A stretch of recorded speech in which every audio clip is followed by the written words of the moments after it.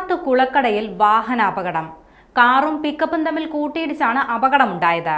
കുളക്കട ആലപ്പാട് ക്ഷേത്രത്തിന് സമീപത്ത് വെച്ചാണ് അപകടം സംഭവിച്ചത്. അപകടത്തിൽ തുരുത്തിലമ്പലം സ്വദേശികൾക്ക് പരിക്കേറ്റു. ഇന്ന് ഉച്ചയോടെയാണ് അപകടമുണ്ടാകുന്നത്.